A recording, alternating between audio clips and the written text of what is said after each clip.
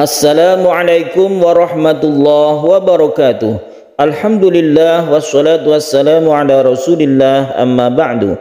Para pecinta Al-Quran yang berbahagia, pada kesempatan yang baik ini kita akan berlatih tartil Quran di surah Hud ayat 66. Mari kita simak bersama-sama. A'udzu billahi minasy syaithanir rajim. Bismillahirrahmanirrahim.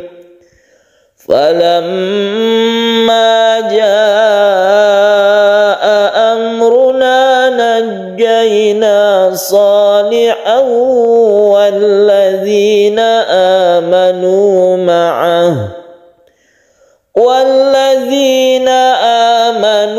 ma'ahu birahmatin minna wa min khizyi yawmi'idz inna rabbaka huwal qawiyyul aziz. Para pecinta Al-Quran yang berbahagia, kalau kita perhatikan di dalam ayat ini ada sebuah kalimat yang harokatnya itu tidak biasa. Maksudnya adalah di dalam kata atau kalimat di ayat-ayat yang lain itu tidak seperti itu. Tapi di sini ada sebuah kalimat yang harokatnya agak berbeda yang perlu kita teliti dan hati-hati. Mari kita simak dari awal dulu. Falamma, ini ada gunnah musyaddadah, mim yang bertasydid kita gunakan. Falamma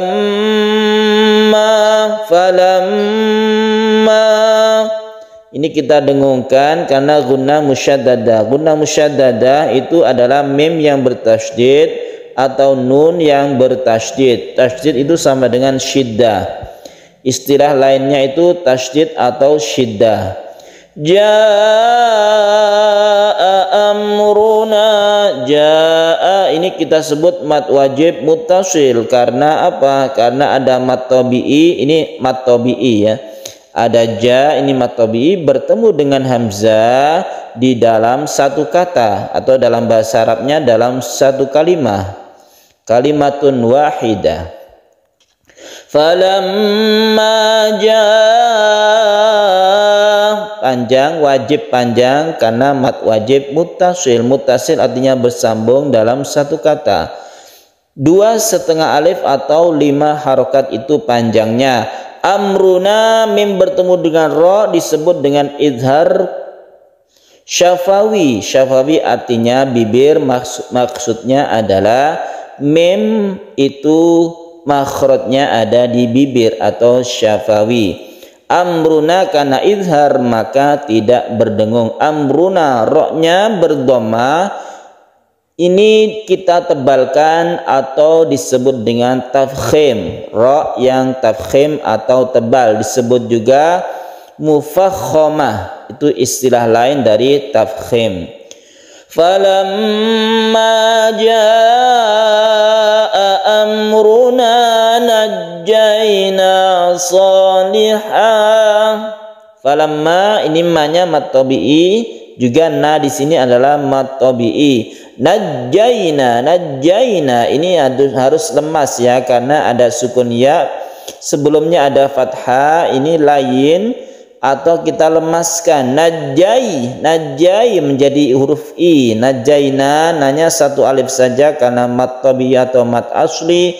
Salihah, kalau kita berhenti di sini maka kita berhentikan dengan mad iwad, artinya difathahkan dan dipanjangkan. Tapi kalau kita terus maka langsung berarti tanwin bertemu dengan waw, idgham bi gunnah, maka kita dengungkan. Salihau, kita panjangkan ketika membaca hau. Hau itu kita tahan, itu disebut idgham bi gunnah. Idgham artinya masuk.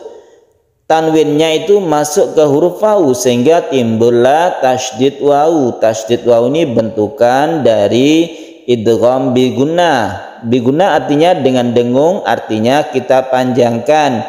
Ketika membaca hau kita tahan. Solihau walladzina amanu ma'ah.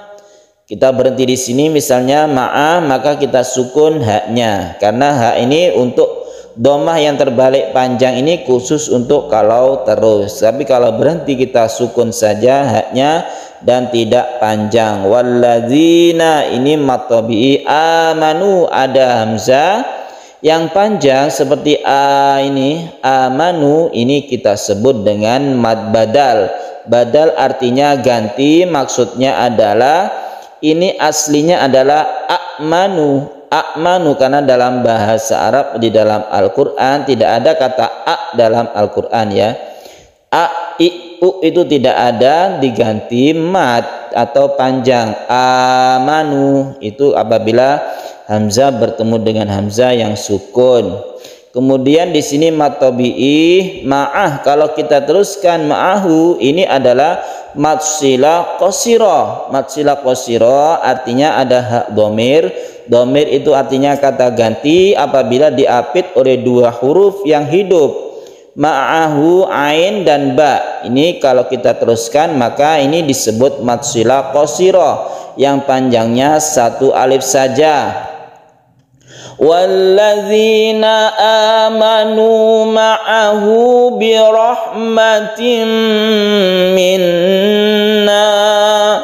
Birahmatin ini adalah idgham biguna tanwin bertemu dengan mim. Rahmatin rohnya kita tebalkan karena berfathah, disebut tafkhim atau istilah lain adalah mufakham atau mufakhamah. Rahmatin kita dengungkan, minna ini juga kita dengungkan karena ini adalah gunnah musyaddadah, gunnah karena bertasydid. Kalau ini gunnah karena idgham bi gunnah.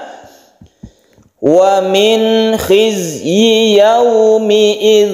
Nah, yang kita maksudkan di sini adalah yaitu harokat daripada mim. Harokat dari mim ini kebanyakan di dalam ayat-ayat yang kita baca dalam Al-Quran itu berharokat fathah ya.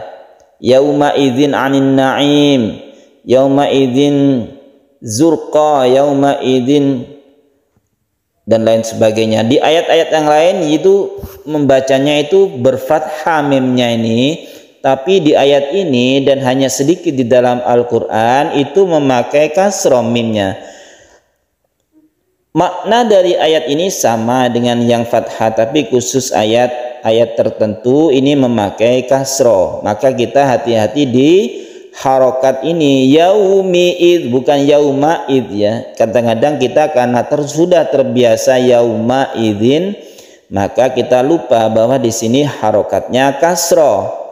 Kemudian nun bertemu kha ini adalah izhar, tidak kita dengungkan. Wa min khizyi yaumi id, dan juga yang harus kita teliti yaitu ini ada dua ya yang berdampingan yang harus kita terpisah membacanya, yi dan ya. Yi yau, khizyi yau ada sendiri ya. Jadi tidak khizyi yaumi, harus jelas antara yi dan yau. Yi yau.